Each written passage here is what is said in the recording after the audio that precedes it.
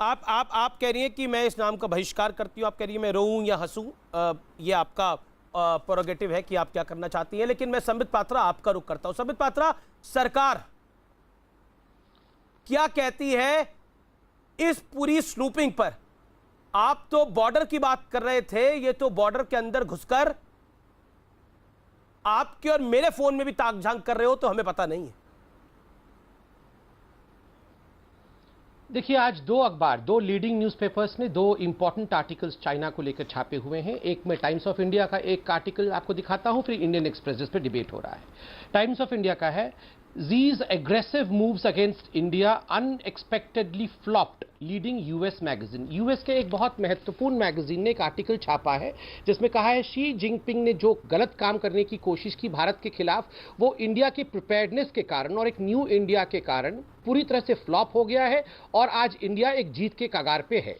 दूसरा न्यूज जो अभी आप स्नूपिंग के बारे में कह रहे हैं, उसमें इंडियन एक्सप्रेस ही क्या जो छापने वाली न्यूज़पेपर है वही क्या कहती है? वो कहती है ये डाटा आपके मोबाइल के अंदर घुस के नहीं निकाला गया है, ये ओपन सोर्स इंटेलिजेंस है, अर्थात पब्लिक स्पेस में इसमें लिखा गया है। आप इंडियन एक्सप्रेस के उस पैराग्राफ को देख सकते हैं। उन्होंने कहा है scraping information from the web and social media platforms and tracking research sections, tracking research papers, articles, patents and recruitment projects. तो ये इसमें स्पष्ट रूप से कहा गया है कि जो आपका पब्लिक प्लेटफॉर्म है उसमें उन्होंने एक पैटर्न ड्रॉ करने की कोशिश की है कि आपके रिलेटिव्स कहां हैं, आप क्या ट्वीट करते हैं, आप फेसबुक में क्या डालते हैं, ये ओपन पब्लिक सोर्स है। वो आर्टिकल मैंने भी पढ़ा है, बिल्कुल आप सही बात कह रहे हैं कि उस आर्टिकल में ये भी है। लेकिन देखिए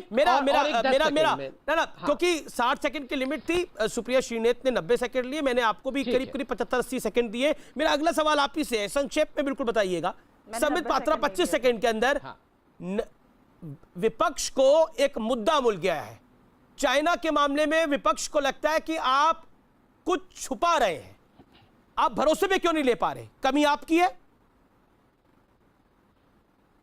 नहीं, भरोसे में देखिए, जिन लोगों ने ठान लिया है कि उनको अपने देश के आर्मी पर भरोसा नहीं करना है, जिन लोगों ने ठान लिया है कि सीडीएस की बातों पर, सेना के अध्यक्ष की बातों पर, एयर चीफ मार्शल की बातों पर भरोसा नहीं करना है, उनको हम कैसे मना लेंगे? जिन्होंने ठान लिया है कि उन्हें चाइना की ही बात माननी है और हिंदुस्तान की सरकार को डरा हुआ, हिंदुस्तान के प्रधानमंत्री को छुपा हुआ, हिंदुस्तान के प्रधानमंत्री और हिंदुस्तान की सेना को सरेंडर किया हुआ मानना है, उनको कोई समझा सकता है क्या? इन्होंने पहले से ही ना समझ है, ना समझो को कोई समझा नहीं सकता। जी नहीं, पहले वाले दौर में आपको 90 सेकंड मिले, संबित पात्रा को 75 सेकंड मिले, दूसरे दौर में संबित को 30 सेकंड मिले। अब आपकी बारी है। सुप्रिया सवाल सुन लीजिए, सुप्रिया सवाल सुन लीजिए, टाइम का हिसाब किताब भी रख लीजिएगा।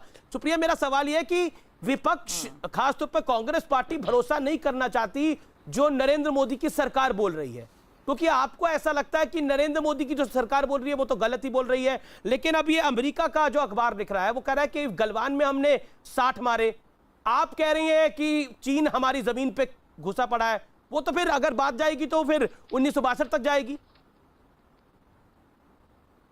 अमीश जी, 1962 पे बाद में चले जाइएगा। अभी जो 2 फॉरेन मिनिस्टर्स की मीटिंग हुई उसी का जिक्र कर लीजिए ना। उसमें भी तो उन्होंने बोला है कि स्टेटस को बदल गया है और उन्होंने बोला है कि वापस जैसी स्थिति में जाइए, स्टेटस को शब्द का प्रयोग ही नहीं किया गया है। तो अब चाइना परमानेंटली घुस आएगा, अपनी धरती, हमारी धरती छोड़ के वापस जाएगा, इसका कुछ कहा नहीं जा सकता है, क्योंकि इस पर तो राजनाथ सिंह जी ने भी हाथ उठाए हुए हैं और अब जयशंकर जी ने भी अपने बयान के साथ हाथ उठा दिए हैं। तो 1962 में बाद में जाइएगा, पहले 2020 की बात कर लीजिए। और मैं सब कुछ कहने से पहले एक बात कहना चाहती हूं, मैं बिल्कुल भी हतप्रभ नहीं हूं कि भाजपा ने कहा यह तो पब्लिकली अवेलेबल डेटा है।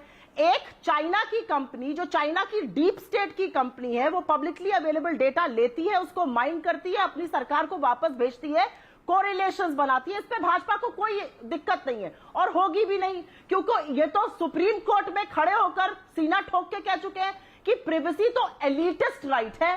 लेकिन भाई, उसी सुप्रीम कोर्ट ने प्रिवेसी को फंडामेंटल राइट बनाया। ये तो ये कह चुके हैं कि डेटा जो है वो 4 फीट की दीवार में बंद है। जो लोग डेटा समझते ही नहीं है कि डेटा एक कॉन्टिनेंट से दूसरे कॉन्टिनेंट जाता है, वो क्या बात करेंगे? मतलब डेटा को एलिटिस्ट कहने वाले, प्रिवेसी को कहने वाले एलिटिस्ट है, प्रिवेसी को ये फंडामेंटल राइट नहीं मानते, तो ये क्या बात करेंगे? और इसमें सिर्फ विपक्ष की बात नहीं है, मैं बार बार कह रही हूं, इसमें सरकार के महकमे, इसमें सुरक्षा महकमे तक कैप्चर है पब्लिकली अवेलेबल डेटा।